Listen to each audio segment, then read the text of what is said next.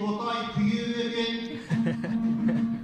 Өзінің мақтауынша қайын жұртын келінден де қаттырақ сүйеді екен. Дегенмен бөлісіңіз мен айтайын, сәл ғана дауысыңды жүйелесең, айғарларың жүрекке жеткенменен айқайларың құлаққа тиеді екен.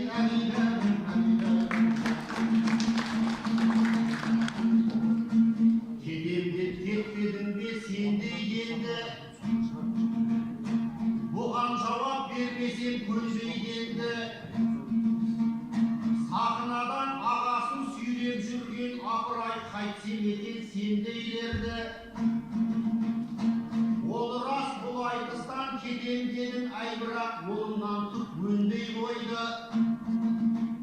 Бүкір көрсем тыпыршып тұра алмадым, шабытымның шырағы сөнбей қойды. Ал айтыстан кетем деп айтуыма бір себеп сауалтының бермей қойды. Кей айтыскер ақындар әдеп таптап сахнада ұятлы жерлей берді. Қыз бен жігіт айтысса өп-өтірік сүйем деп сезімдері селдей болды. Берден төмен әңгіме айту үшін бірі қайны, ал бірі жеңгей болды. Күлдіремден бүлдіріп ұят жасап, айтар сөзге көбі мән бермей қойды. Баламен үйде отырып тік айтысты бірге көре алмайтындай деңгей болды. Айтыстың шарт емес ау, кейбіреулер әртістікпен тұғырға төрлей берді. Бәрінен сорақысы сол ақындар жүлденің биігіне өрлей берді. Мейірбектей ақын мен ақынды жеңіп тұрып, қазылар ұпайымды бермей қойды. Мендігіні нұрманып садаққа да ерманып жүрсін, көңіл бөлмей қойды. Оротан айтысынан жүлде алдым деп айтысты жекешелеп мөрлей берді. Өнерде де ағайын алалық бар деп айтсам, көбі бұған сенбей қойды.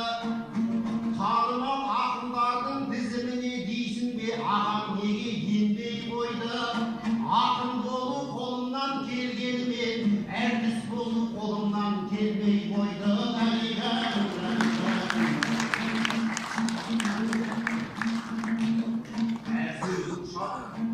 Сөзімді шала бермей әрбіреуден, айтайын сәкен жайлы әңгімемнен.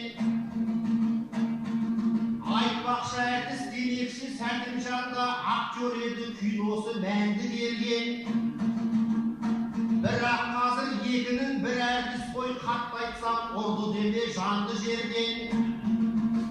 Солардың көбі бірақ билікте жүр, аулақпын әзілдері әрлі деуден.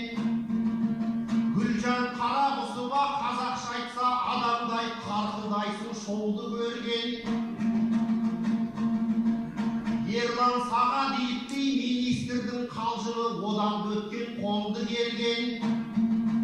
Білімдегі бас әртіс осы боп тұр, қашанда табылатын даулы жерден. Басшының рөлін сомдап жүргендер көп, сыртынан қарап тұрсаң арлы келген. Бәрі соның парамен ұсталуда, ұрыдай қанжығасы қанды келген. Ал Сәкімжан Аңлайхан әлбилердей батырларды соңдаған жауды жеңген.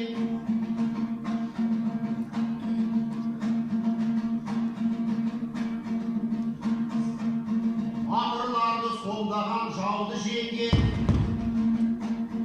Хан Батырдың рөлін айнытпаған, Санбайыптың есімі қалды кеңінен. Алыптарды ойнаған Сәкен артық, халықтан да ойнаған әлгілерден.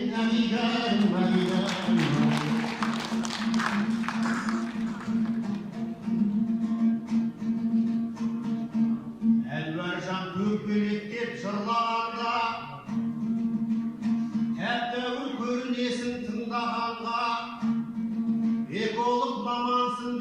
айтып едім ұқсайсың оған көңіл бұрмағанға.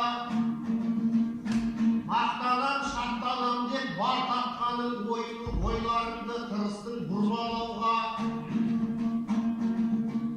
Табиғат қорғағышын тыңдендеше, сен жасайтын жұмыс көп бұл даламда.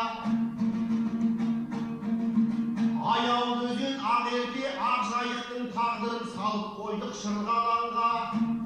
Күні кеше қаншама балық өлді, естімеген көп екен бұл ғаламда. Сол кезде Таңғалыбек жайық суы таптаза дегенді айтқан тұлғаларға.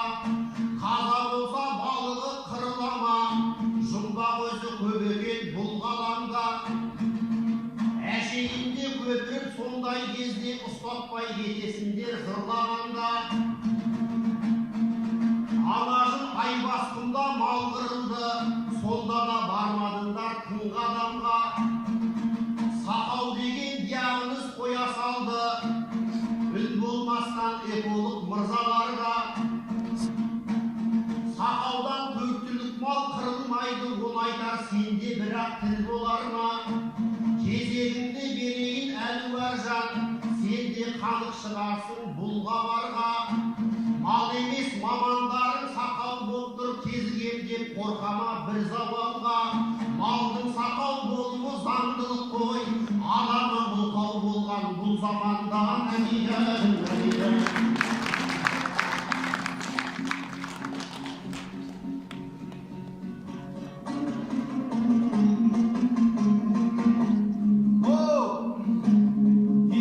Дауысыңнан қорқардаймын, мен бірақ аттың басын тарта алмаймын. Бірақ бұл менің сөзім деген емес, қайын жұрттың алдында қайқаңдаймын. Әншілердің жарысына келген жоқпын, айқайыма ағамыз артарлаймын. Жұртымның жанға батса қасіреті, жайбарақат отырып айта алмаймын.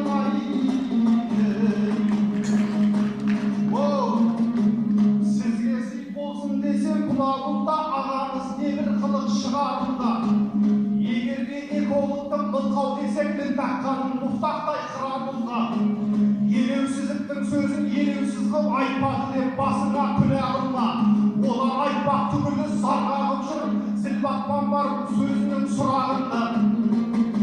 Ағам-ау бұны қалай түсінбейсің, әлде маған жасаған ұлағың ба? Әңгіме экологтың тілінде емес, әңгіме басшылардың құлағында.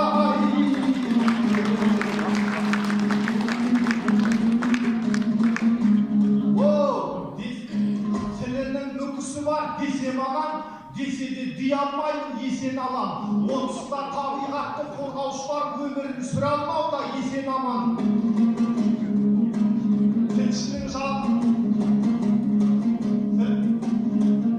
Тілшімен арпалысқан бұлай тұрсын, суық қабар жетпет кеше маған.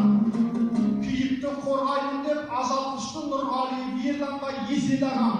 Соларға айтып өмірін сүреттейсің, оған мысал Ерданбай бос ер адам. 100 мыңға жетер жетпес айлықпенен сүйрек алмандайлар бесел адам. Үш мүйіздің 2000 евро тұрса, аңшылар күн кешпейді өте жаман. Билік пен браконьердің аралары соншалық алыс дейсің неше қадам. Шынжырмай бір-біріне байланған соң қылмыскерлер құтылып кетеді аман. Табиғат қорғаушылар жапа шексе, демеймін тіл қатпастан өше қалам. Айтпақшы осы жаңа сайрап отқан сөзі зіл жырлары кесек адам. Осыны елге неге айтпады екен, бізге бұлқаусың деп шешен ағам.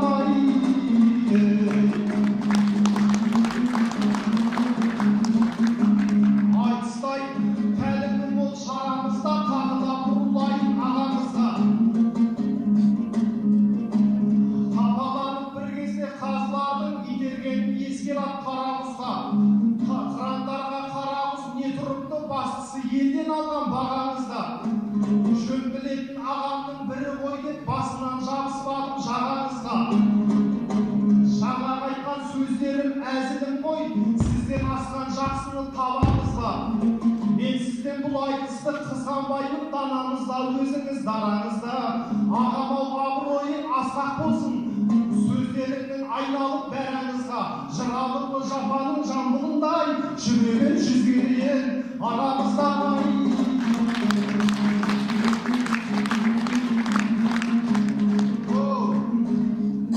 жұртыма жырыңыздан аласаттым, жыр емес жырға қосып бала саттым.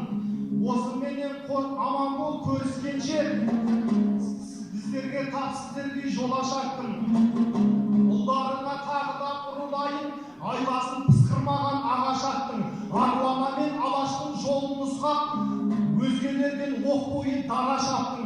Кеңестің тыйымына қарамастан, тарихтың құндылығын көп асаттың. Ақыннан айналайын сәкім жаным, сенің таулай тұлғаңа талас аттым. Өзінсе де өлмеген шығармасы, ең озық үлгісіндей парасаттың.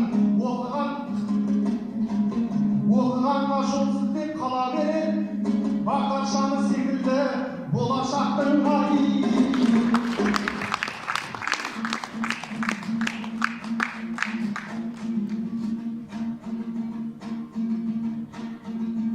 Мендайнысты жинайын жанжал қумай, аңқиып отырмастан аңға құлдай. Арамызда жүре бер деп айттың ба, айтысып жүзге дейін маржан бұлдай. Қанша жасқа келсем де айтсам болды, айтысам ғой. Сөз айтсам болды әйтеуір арзан қылмай. Сен де бауырым шындыққа шырақшы бол, ақын ба қызыл тілін қанжар қылмай. Ақиқатты таппасып қанығайсың, сарымайдан айырып алған қылдай. Өркенде де өркендеп өлерде де, тәңірім маңдайына бақ жандырғай. Әйгерім.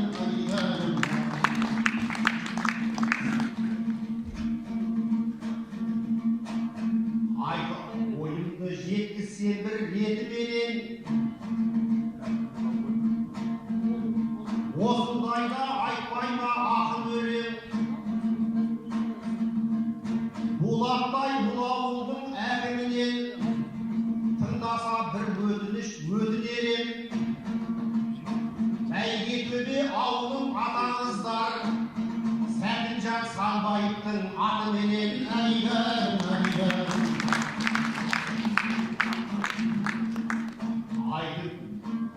Бұл ауыл жайын өтсе, айтып өтсем хақын өлең.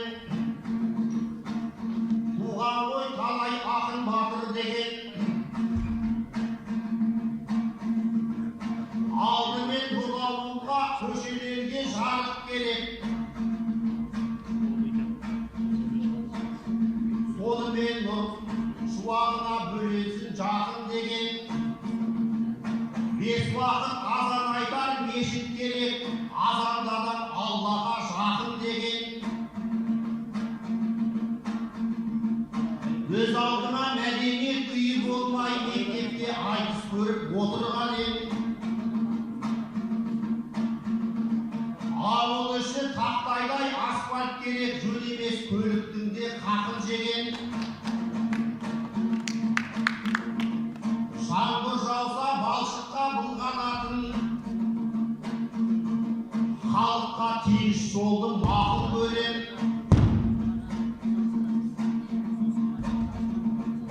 Осыны қолданыңдар десеңіздер, бұл ауылға Сәкеннің атын берем. Әйтпесе ұят болар Сәнбаевты саз балшыққа былғанып жатыр деген.